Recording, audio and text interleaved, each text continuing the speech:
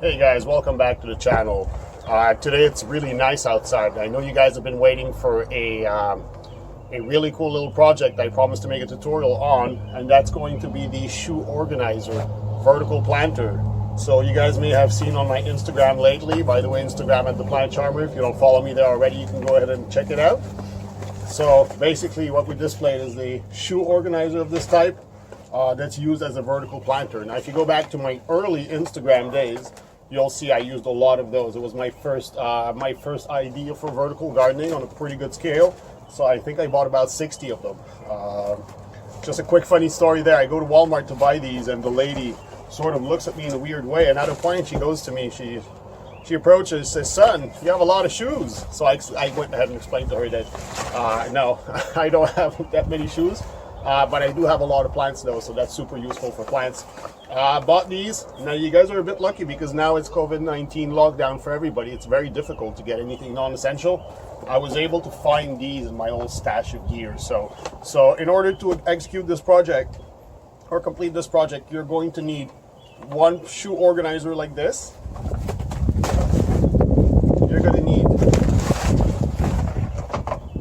zip ties. I've taken the habit of using or buying reusable zip ties as much as possible. They're very, very wasteful. They pollute the environment. So if you guys want to go ahead and get those, that would be a good thing for the environment. So two like this, and then we're going to use two S hooks. You can get that at the hardware store. Super common stuff. It's really standard. It's used for a million things. It lasts forever. And a little hand trowel like this. Now, if you have something, that's from Betty Crocker, by the way, so it's not made for gardening. But what I like about this is it's got these side walls here. So as we fill out our pockets, you're going to see that this is the ideal tool. And believe me, I tried a million different trowels. So this is going to allow you to do a good job without wasting your medium. Now, let's go right ahead. I'm going to cut the sequence here. All right, guys, we're back. So first order of business is we're going to get ourselves some anchor points, which we're going to create with these zip ties. Now, a little note on the zip ties, they're not absolutely necessary. They're just used for creating anchor points on these staircases here. So on the staircase. So we're going to, basically because the S hooks are not going to fit directly in here over these steps here. So we're going to use that, create ourselves some anchor points. The thing I'm trying to tell you is if you're going to put it on a chain link fence, then you can skip these. They're not needed. So you can just hook directly into the fence. I'll show you guys that later in an update video on this. But that's it. So if you're going to go ahead and do that, then put your little zip ties there. Just go right ahead, loop them around, and you could just close the loop. Now, if you wanted a cleaner look, you could just cut the zip ties here. I'm not going to do that because I'm probably going to reuse them for other stuff later on. And we're going to go ahead and clip the other one right here. About the same size loop. So now we've got two super solid anchor points. That's super solid, looks like they weren't fixed properly. So now we have two super solid anchor points here. Now we're going to take our little shoe planter right there, and most of those will actually come with a little depression here on each corner. The reason they do that is because these guys actually come with some metal hooks of their own, but they're like ultra cheap and they're basically good for the trash can. So, but we're going to take advantage of these little depressions, these little holes here, to go ahead and stick our S hooks in. Is that not pretty? So, if you look at that, we got S hooks, and you guys know what I'm probably going to do next. Go right ahead, and you can suspend that from the hooks slide the hooks into the anchor point, and then go ahead and put that one in and that one in right there. So it's a little beat up, by the way, because it's been used like for multiple years. People ask me about the durability of these things. People have told me they've tried it in the past and it ripped apart after 3 weeks. I do acknowledge that there are different levels of quality for these. So what I'm going to do is, and I'll take the habit of doing that as well in the future, I'll put the links to Amazon down in the comments section or in the description of the video. And you guys can actually know exactly which item to get. I know some models and some companies that do a great job. I'm not sure about everything you find on Amazon, about the quality, but in terms of these pockets here, I've tried a few models that are available on Amazon, so I'll point you guys in the right direction. So now, of course, we're going to need some soil to fill that. So Right here, we've got the classic Plant Charmer mix.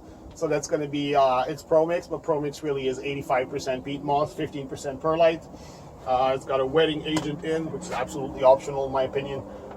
It's also got a liming agent. Just a quick tip here with liming agent and making your own mixes. If you buy peat moss, you know, just straight peat moss and make your own mixes.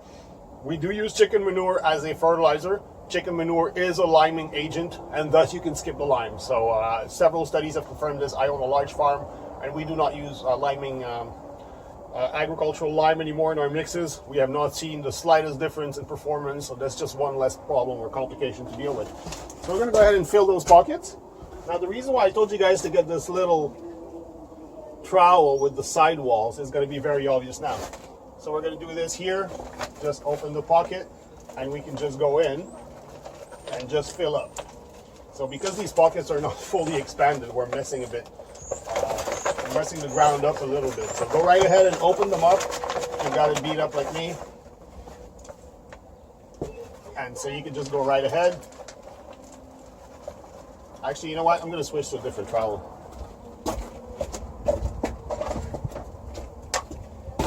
So I thought this would be good. We're gonna try this. I suspect this is gonna be better. Again, regular hand trowel. This is made by no name company. They're everywhere. I don't need to tell you guys about this. They're very well known. So go ahead and fill up. And that little mess you make on the ground there, you can just put a little a tote container or tote lid, sorry, or a tote container underneath there. Just pick it all up if you want.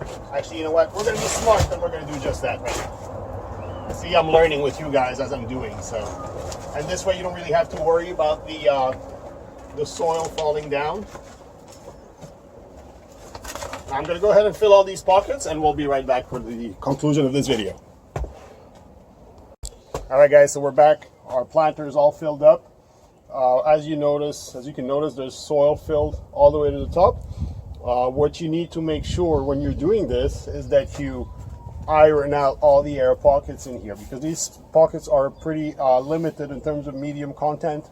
We want to maximize how much each plant's going to get. So go ahead and tap it down a little bit, and whatever pockets don't have enough, I've already done this on there, by the way. So whatever pockets don't have enough, you can go ahead and top up a little bit. And what's really going to tell you if you still have air pockets or not is when you water it. So water is going to take care of settling all that medium in the pockets, and it's going to show you right away if you have weaknesses. So we're going to go ahead and grab our trusty watering can, simple stuff again, and we're just going to water it from the top here. And as you notice, at first you're going to have a little bit of soil that may just fall out. That's always normal. Whenever you're filling a new container, soil settles. So if you fill it to the top, a little bit of it is going to go down on the ground. But once it's settled, it's not going to move anymore. So water it from the top. As you can see, these pockets drain, by the way. I've had these questions on Instagram. Do the pockets drain? Again, it depends which planter you get. So that's why I'm going to put a link down in the description, and make sure you guys get something that's good quality and that works out for our purpose.